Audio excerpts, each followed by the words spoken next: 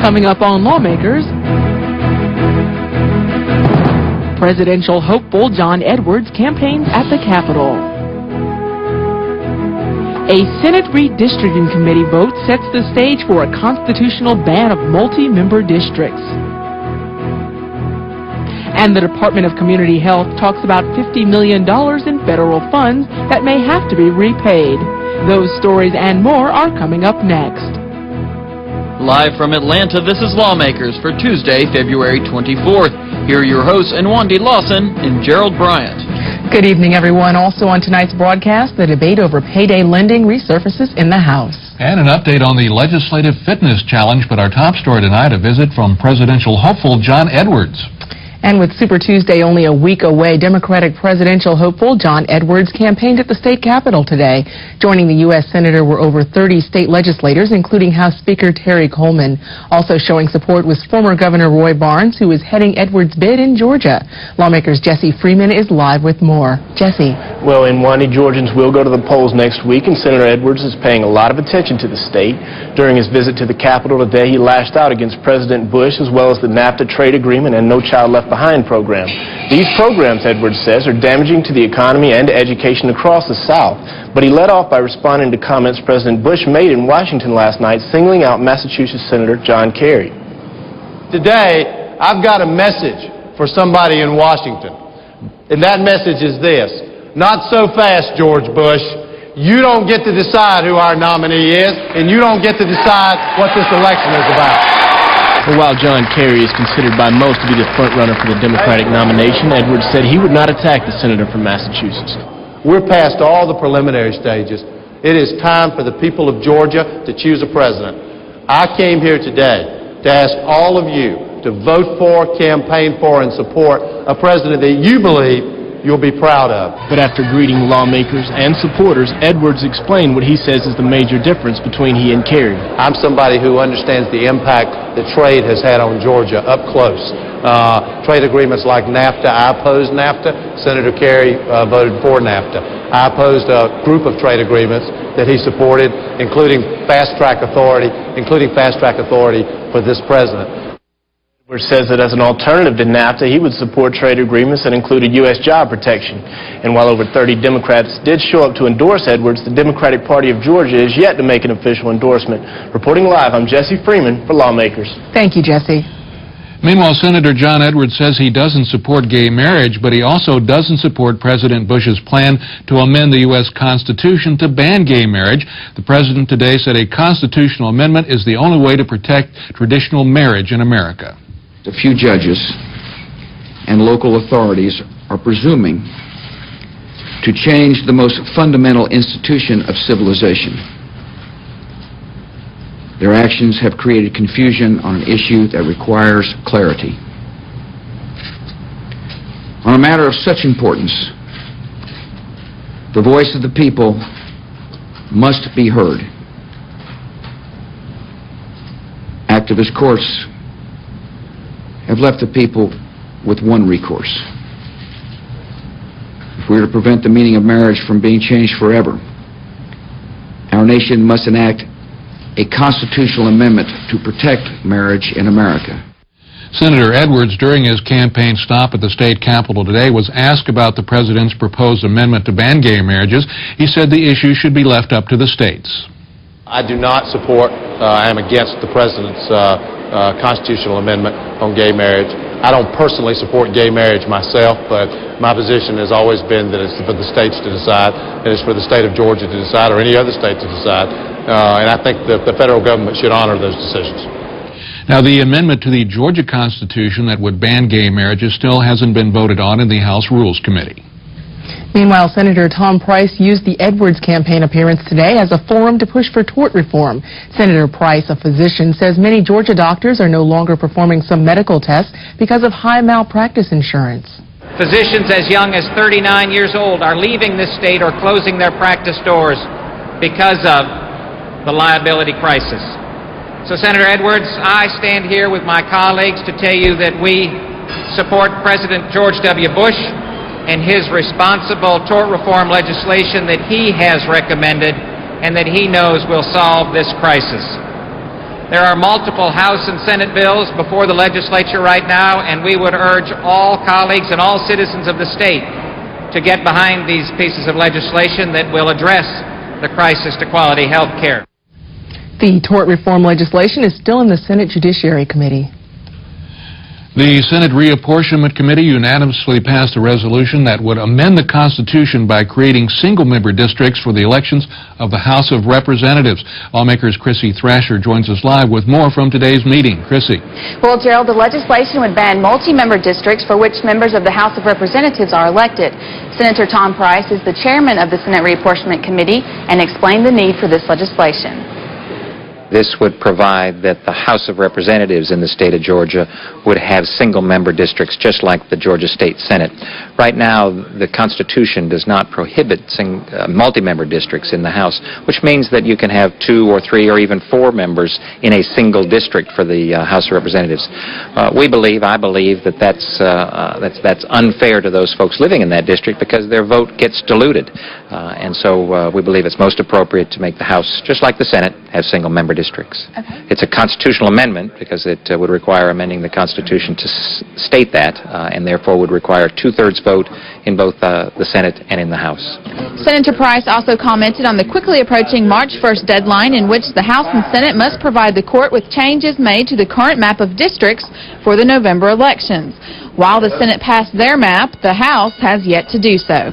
Well, we've been encouraging the House to move with all due speed, and hopefully they'll be able to report a map out tomorrow and be able to get it to the Senate as soon as possible. We still have time, and I'm cautiously optimistic that we'll be able to meet the court deadline. And the House Reapportionment Committee plans to meet tomorrow morning to discuss redrawing of the maps. Reporting live, I'm Chrissy Thrasher for Lawmakers.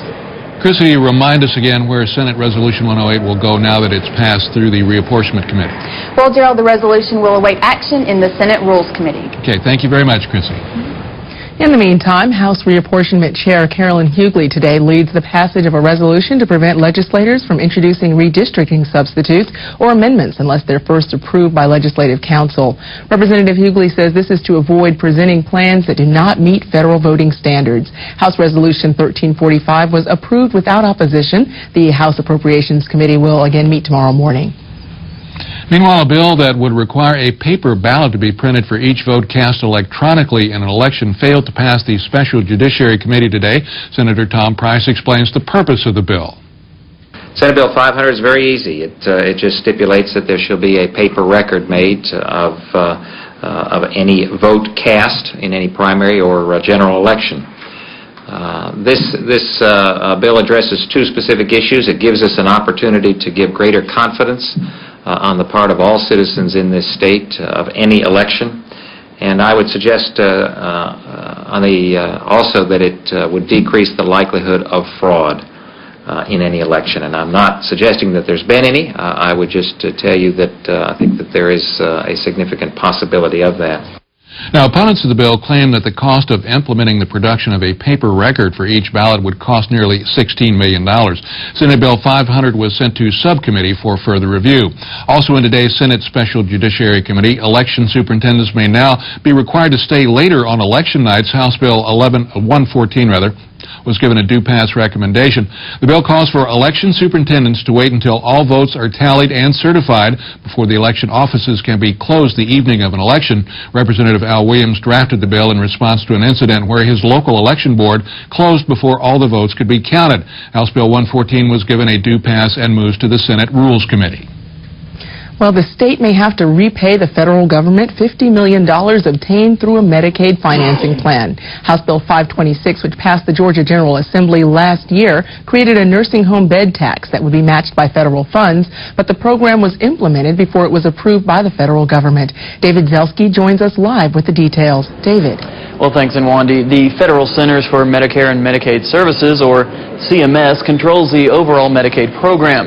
The Department of Community Health operates Medicaid on the state level, and Commissioner Tim Burgess is optimistic that this bed tax proposal will eventually be accepted regardless of the misunderstanding. We started implementing that tax in July at the same time that we had submitted a waiver request to the CMS, federal agency, to exempt certain nursing homes from the requirement to pay that tax. So there's kind of two separate things here. There's the tax itself, which is enacted by the statute. Then there's our request of a waiver to change the mix or to exempt certain facilities from having to pay that tax if the CMS approved that. They haven't turned it down, and so they're working with us on how to actually get it approved. Best case, they approve it sometime between now and April, and it becomes just a piece of the budget like everything else is. Worst case, they don't approve it. We either resubmit some other way to try to meet some objections they raise, or we pull the proposal back altogether and have to adjust the budget accordingly. Now, the Department of Community Health has already had to find $400 million in budget cuts this year, as requested by Governor Sonny Perdue. One of the proposed changes, lowering the income eligibility requirement to receive Medicaid. Reporting live, I'm David Zelski for Lawmakers. Thanks, David. In other news, the House today votes to reject Senate changes to payday lending legislation. Last week, the Senate amended a House substitute to Senate Bill 157. House members from both parties say these changes remove consumer protections and promote one lending sector over another. Here's a sample of today's debate. If the payday loan companies don't get them, and those are the people with checking accounts, the cash-in places get them, and they pay exorbitant prices to get their checks cashed because they're not in the systems, they don't have a bank account. And then if they get a tax refund, and because they need money, they inadvertently, what they do is pay a high price to get their own money back from the Internal Revenue Service, so that takes more out of the working person's pocket. And then if you in a situation that you end up in the sales leaseback system, well, that's a whole nother ball of wax. Read it. It's right there on the back page. There, from line 3 to line 21 were provisions for military personnel, their spouses, all of those people. But they've been taken out with one word. Up there at the top on line 2, they added payday lender instead of lender under this section. Do you really want to do that? Do you really feel good about being... I would consider tricked into that. It bothers me that we've gone out of our way to protect one segment of an industry and put another segment out of business. Now, I know the horror stories we've heard, and some of them might have been true. But I'll tell you, this bill does as good a job of dressing a wolf up in sheep's clothing as I've ever seen. The APR on this loan is 107%. That's on the document. They got $172. They had to pay automobile insurance because they were required to put up their car as collateral, therefore it must be insured. That was $22. They got them for the Consumer Travel Association, whatever that is, for another $20. $10.83 in interest, $15 maintenance charge, single life insurance. They're going to pay back $275. They walked out the door with $172 in a 2-week loan. The House voted 78 to 92. That means they disagree with the Senate version of the payday lending bill. Senate Bill 157 will now go into a conference committee. Also in the House today, legislators agree for the second time that adults who expose children to domestic violence should be punished. House Bill 1229 has passed the Special Judiciary Committee 3 times, the Rules Committee twice, and last year it was approved by the full House. After the Senate attached child endangerment provisions, the bill sponsor chose to let the measure die. Representative Mike Barnes hopes the bill will create a way to prosecute the crime of cruelty to children in the second degree. It can't be prosecuted. It can't be an offense on its own right now because it just merges into the battery or simple battery of the fight. So this corrects that. I think it's something that we ought to do for the children of the state of Georgia. It's tough to grow up in an environment like that. It's tough for a child to witness that even one time. And I think those that expose children to that should be punished for it. The House voted 157 to 7 in favor of the measure. House Bill 1229 now goes to the Senate. For those of you with access to the Internet, you can watch Lawmakers online. Visit our website at gpb.org for more information. Click on Watch GPTV Online, then follow the instructions for watching live or looking at past Lawmakers programs in our archives. That website address again is gpb.org. Just another way we keep you apprised of what's going on at the Georgia General Assembly. We'd like to recommend another website that's a valuable resource for information about the Georgia General Assembly. Go to www.legis.state.ga.us. That website is a great research tool that we here at Lawmakers use on a regular basis. The state Senate today passes a bill banning certain establishments from selling contact lenses. Senator Don Balfour explains. Some of these examples that we see today have been things from hair and nail salons to tobacco shops to flea markets and convenience stores. I mean, people are selling them in places that they probably shouldn't be. The Federal Drug Administration recently has classified contact lenses as prescription devices, and all contact lenses require a prescription for purchase under the new federal law. This legislation is not intended to stop individuals from buying lenses, but it requires folks to have a prescription.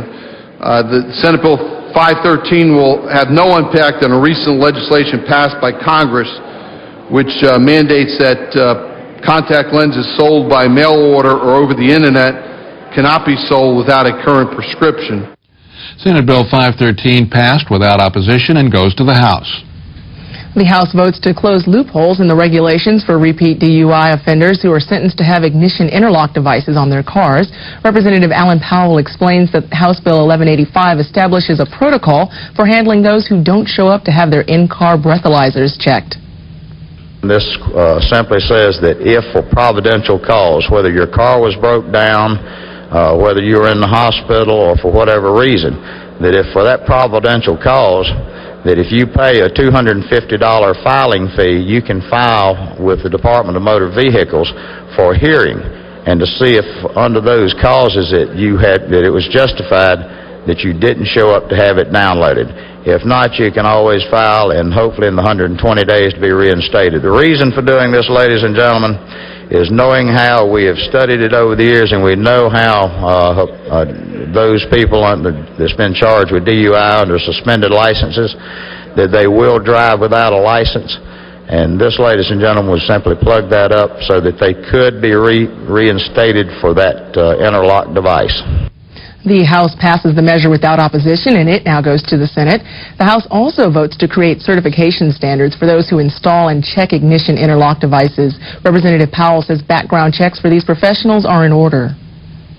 We found that it had become a practice in this business that some habitual violators who were in fact ordered by the court to have one of these devices had in fact opened up one of these businesses. And we just didn't think that that was good public policy, ladies and gentlemen, to be absolutely honest. House Bill 1162 passed 162 to 3 and now goes to the Senate. The Senate votes to keep TV and video game screens in vehicles out of the front seat. Here's Senator Don Balfour.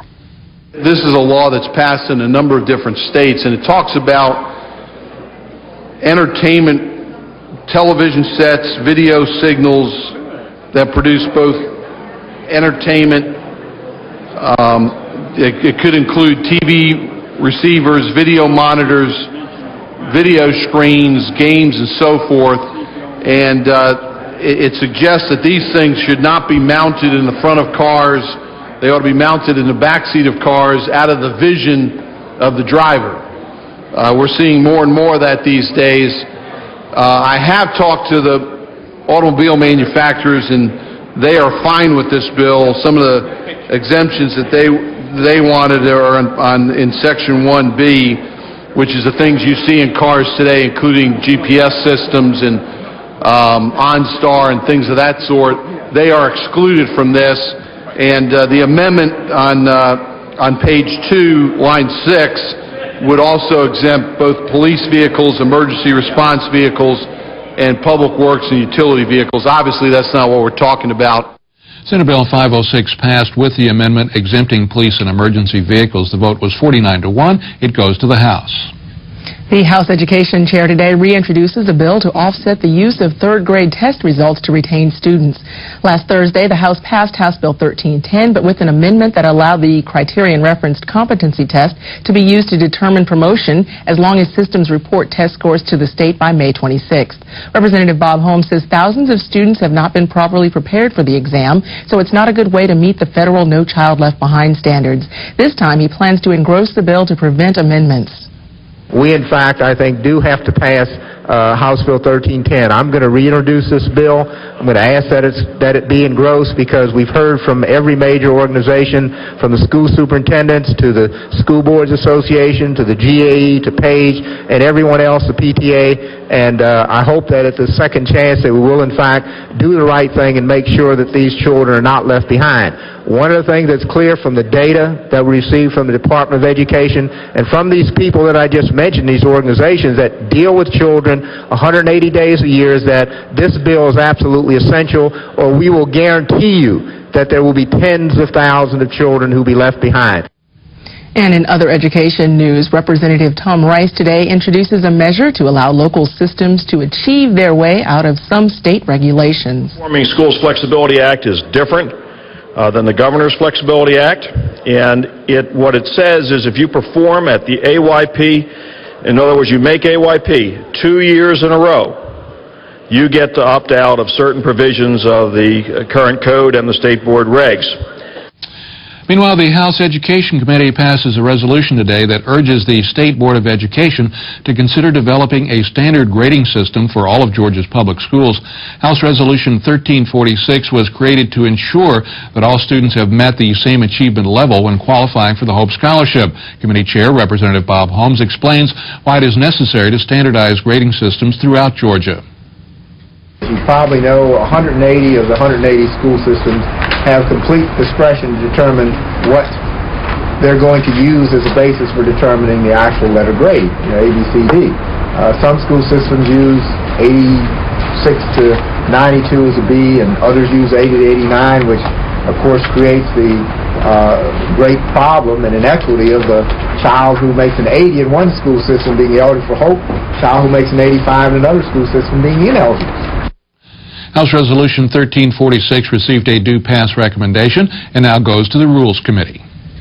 Well, a bill that proponents say will curb racial profiling passed the House Judiciary today by committee substitute. House Bill 1327 prohibits law enforcement officers from using race or ethnicity in determining whether to stop a motorist.